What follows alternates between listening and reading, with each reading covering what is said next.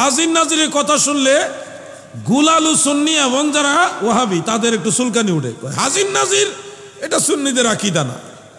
অনেকে বলে আলা হযরতের নামটা ব্যঙ্গ করে বলে রেজা খান এই আকীদার আবিষ্কারক, এর আগে হাজির নাজির বলতে কোনো আকীদা ছিল না। কি আজীব ব্যাপার। শুনুন আমার ভাইরা, হাজির নাজির এটা আলা হযরত রাহমাতুল্লাহ আলাইহির বানানো আকীদা নয়। আপনি মুল্লা আলী কারি রহমতুল্লাহ আলাইহির মেরকাত পড়েন, সেখানে দেখেন হাজিরুন নাজিরুন যালিকা ফি আরদিল আকবার, একবারে ডাইরেক্ট হাজির নাজিরের কথা। শায়েখ আব্দুল হক মুহাদ্দিস দেহলভী রহমতুল্লাহ আলাইহির মাজমাউল বারাকাত সেই কিতাবের মধ্যে দেখেন হাজির নাজিরের কথা নবীজির ব্যাপারে পরিষ্কার লেখা আছে। হুজ্জাতুল ইসলাম ইমাম গাজ্জালি রহমতুল্লাহ আলাইহির ইহইয়ার মধ্যে দেখেন নবীর হাজিরের কথা উল্লেখ আছে। ইমাম জালালউদ্দিন সুয়ুতী রহমতুল্লাহ আলাইহি এই ব্যাপারে আলাদা একটা কিতাব লিখেছেন। আল্লাহর নবী যেখানে খুশি করে হাজির হয়, সারা পৃথিবীটা সব সময় দেখে। সুবহানাল্লাহ বলেন, সুবহানাল্লাহ বলেন। আকীদার কিতাবে নাই, বোকা কোথাকার। আকীদার কিতাবে প্রিয় নবীজির হাজির নাজির হওয়াটা মুজিজা হিসেবে উল্লেখ আছে। এটা নবীজির বিশেষত্ব। এটা কি নবীজির একটা বিশেষত্ব। কেন বিশেষত্ব? এটা উম্মতের সকল আমল পরিদর্শন করা, পর্যবেক্ষণ করা, এগুলি নবীজির উপরে অর্পিত দায়িত্ব। এটা কোরআন শরীফের আয়াত দ্বারা প্রমাণিত। ইয়া আইয়ুহান নাবিয়্যু ইন্না আরসালনাকা শাহিদা, নবী গো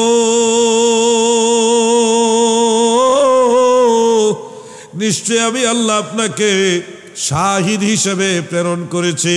শাহিদ শব্দের বাংলা অর্থ হলো সাক্ষী। সাক্ষী মানে প্রত্যক্ষদর্শী, যিনি উপস্থিত থেকে সব কিছু দেখেন, এই ব্যক্তিকে বলা হয় সাক্ষী।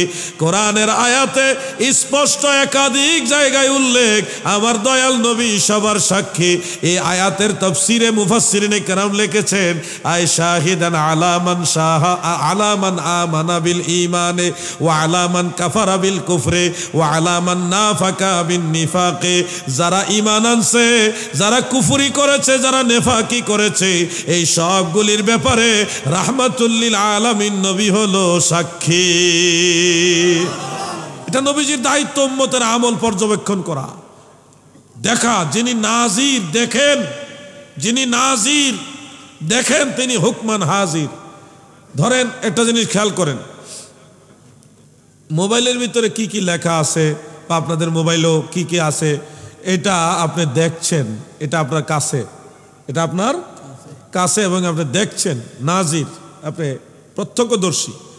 তো যেহেতু এটা আপনার কাছে আছে এবং আপনি দেখছেন, সেহেতু এটার কাছে আপনি হাজির বা আপনার কাছে সেটা হাজির। হাজির কথাটা অটোমেটিক চলে আসতেছে। যিনি নাজির দেখতেছেন তার সামনে তিনি হুকমান হাজির। আমার নবী যেহেতু রাহমাতুল লিল আলামিন নবী, যেহেতু সবকিছু দেখেন, প্রত্যক্ষ করছেন, তিনি হুকুমের দৃষ্টিতে হাজির। হ্যাঁ, নবী করিম সাল্লাল্লাহু আলাইহি সাল্লাম জিসমানি ভাবে সব জায়গায় হাজির আমরা বলি না, বলি সব কিছু নবীজির নজরের সামনে হাজির। আর যেখানে খুশি ওইখানে নবীজি জিসমানি ভাবে কিংবা রুহানি ভাবে সায়ের করে এবং বিশেষ করে উম্মতকে দেখা দিতে পারে। রহমত হিসেবে নবীজি সব জায়গায় বেষ্টন করে রেখেছেন। এই ক্ষমতাটা আল্লাহই নবীকে দিয়েছেন। সর্বত্র আল্লাহর হাবিবের রহমতের নজর রয়েছে, কারণ এটা নবীজির সাক্ষী হওয়ার জন্য শর্ত। না দেখে কখনো সাক্ষী হয়। ভাই আমার, বন্ধুরা আমার, তারা কিছু যুক্তি দাঁড় করায়। নবী হাজির নাজির হইলে খুব খেয়াল করবেন, নবীজি হাজির নাজির হইলে মেরাজে আরশে আজিমে বা আসমানের উপরে যাওয়ার দরকার কি? তিনি তো সব জায়গায় হাজির, তাইলে ওখানে গেলেন কেন? এবং আরো প্রশ্ন করে, রাসূল সাল্লাল্লাহু আলাইহি ওয়াসাল্লাম যদি হাজির নাজির হয়, তাহলে মক্কা থেকে মদিনাতে হিজরত করলেন কেন? তিনি তো সব জায়গায় হাজির। তারা যেই রকম প্রশ্ন করে সেই রকম আমরা একটা প্রশ্ন করি। এগুলি আকায়েদের দৃষ্টিতে সঠিক না। আমি বলছি আপনাদেরকে, সহিহ বুখারীর মধ্যে উল্লেখ, প্রতিদিন নিশির শেষ ভাগে আল্লাহ তাআলা পৃথিবীর নিকটতম আসমানে নেমে আসেন।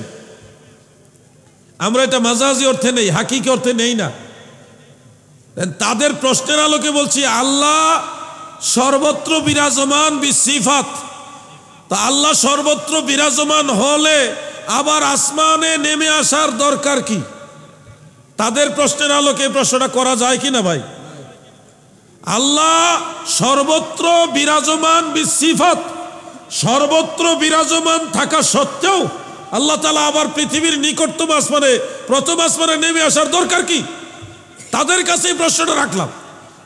এরপরে শুনেন, আরো প্রশ্ন করে যে নবী যদি হাজির নাজির হয় তাহলে আমাদের সালাম মদিনায় পৌঁছায়া দিও, ফেরেশতাদেরকে দিয়ে পৌঁছানো লাগে কেন? তিনি যদি সব জায়গায় হাজির নাজির হয় তাহলে দুরুদ আবার মদিনাতে পৌঁছানো লাগে কেন? এই প্রশ্নে তারা আমাদের যারা সুন্নি মনা আছে তাদেরকে একটু বিভ্রান্ত করার চেষ্টা করে। এটার উত্তরে আমরাও প্রশ্ন যদি করি, মিশকাত শরীফে হাদিস, প্রত্যেক সোমবারে এবং বৃহস্পতিবারে আমাদের আমল নামা আল্লাহর দরবারে পেশ করা হয়। এখন আপনারা বলুন, আল্লাহ তাআলা তার সমগ্র সৃষ্টি জগতে হাজির বিসিফাত, আল্লাহ সর্বত্র বিরাজমান হওয়া সত্ত্বেও তাহলে সোমবারে আর বৃহস্পতিবারে আমাদের আমল নামা আল্লাহর কাছে পেশ করা লাগে কেন? এইটার যেই উত্তর, নবীজির দুরূদ শরীফ মদিনায় পাঠানো লাগে না, এইটারও এই উত্তর। মূল বিষয়টা হলো, শুনুন, এরা যে কোনো ভাবে নবীজির সম্মানটা মানবে। বলবেন নবীজি হাজির নাজির, নবীজি আমার কবরে আসছে, আপনার কবরে চলে আসছে, তাহলে মদিনা শরীফের রওজা মুবারক কি খালি পড়ে আছে? এই প্রশ্নটা আসে। শুনুন, আমার দয়াল নবীজি এমন এক মহান সত্তা, আল্লাহ তাআলার দয়ার এক ভান্ডার, এমন এক মহান আল্লাহ প্রদত্ত শক্তিধর ব্যক্তিত্ব যে রওজা মুবারকে জেসেম মুবারক নিয়ে থাকা সত্ত্বেও যে কোনো জায়গায়, বহু জায়গায়, অসংখ্য জায়গায় যেতে পারে। এটা বুঝানোর জন্য আপনাদেরকে একটা উদাহরণ দেই, তুলনা দেওয়ার জন্য না, জাস্ট বুঝার জন্য। তুলনা দেওয়া যাবে না। আপনারা আকাশে চন্দ্র দেখেন, সূর্য দেখেন, এই চন্দ্র সূর্য ওঠার পরে প্লেটের মধ্যে কিছু পানি নিয়ে 100 বা 100 না হয় 1000 প্লেট নিয়ে বা আরো বেশি নিয়ে বা কম নিয়ে আপনি সূর্যের দিকে প্লেট ধরেন অথবা চন্দ্রের দিকে প্লেট ধরেন, প্রত্যেকটা চন্দ্রের প্রতিচ্ছবি, সূর্যের প্রতিচ্ছবি 100 প্লেট হোক, 1000 প্লেট হোক, প্রত্যেকটার ভিতরে দেখা যাবে কিনা? আমি তুলনা দেওয়ার জন্য বলছি না, বোঝার জন্য বলছি। আপনারা বলুন, হযরত আজরাইল কয়জন? ঘুমায় রয়েছেন নাকি? হযরত আজরাইল আলাইহিস সালাম একজন। পৃথিবীতে যদি 1 মিনিটের মধ্যে 1 কোটি মানুষ মারা যায়, প্রত্যেকটা মানুষের কাছে রুহু কবজ করার জন্য তিনিই যায়। এবার আপনারা বলুন, একজনে এট এ টাইম 1 কোটি মানুষের কাছে কিভাবে গিয়ে রুহু কবজ করে? আজরাইল যদি এট এ টাইম একই সময়ে 1 কোটি বা ততোধিক মানুষের কাছে যেতে পারে, আমার দয়াল নবীজি তো আজরাইলেরও নবী, আমার নবী পারে না। এই কথা যে কয় সে নবীর উম্মত হতে পারে? এগুলি হলো যুক্তিকে যুক্তি দিয়ে খণ্ডন। ইসলাম যুক্তি দিয়ে চলে না, ইসলাম চলে কোরআন সুন্নাহ দিয়ে। আমি বলছি, রাসূল করিম সাল্লাল্লাহু আলাইহি ওয়াসাল্লাম হাজির নাজির, এটা আহলে সুন্নাত ওয়াল জামাতের সকল ইমামদের আকীদা, এর বিরুদ্ধে কেউ ছিল না। আমি হাজির নাজির নিয়ে কিতাব লিখতে গিয়ে দেখলাম, দলিল লিখতে লিখতে আমি ক্লান্ত হয়ে গেছি, এত দলিল। তারা বলে আকীদার কিতাবে আসেনি। ভাই, আকীদার কিতাবে এই বিষয়টা নবীজির মুজিজা হিসেবে উল্লেখ আছে। মুজিজাতুন নবী সাল্লাল্লাহু আলাইহি ওয়াসাল্লাম হাক্কুন, রাসূল পাকের মুজিজা, সাক্ষী হওয়া, শাহিদ হওয়াটা, এটা নবীজির একটা কি মুজিজা, বৈশিষ্ট্য। এই বৈশিষ্ট্য হিসেবে আকীদার কিতাব এটা আছে। বলবেন তাইলে আগের ইমামরা বললো না কেন? আগের ইমামরা সবাই বলছে, আপনি জানেনই না।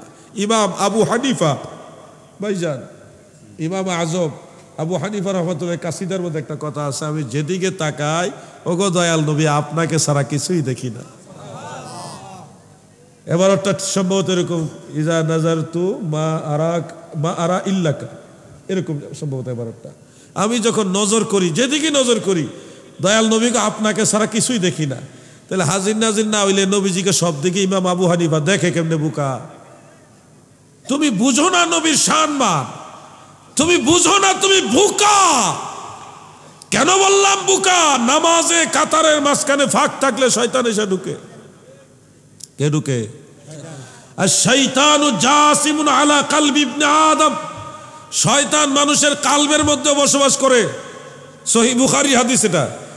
আপনারা বলেন সারা পৃথিবীতে 750 থেকে 800 কোটি মানুষ, এখন প্রত্যেকটা মানুষের কালবের দুয়ারের ভিতরে ইবলিস শয়তান অবস্থান করতে পারে।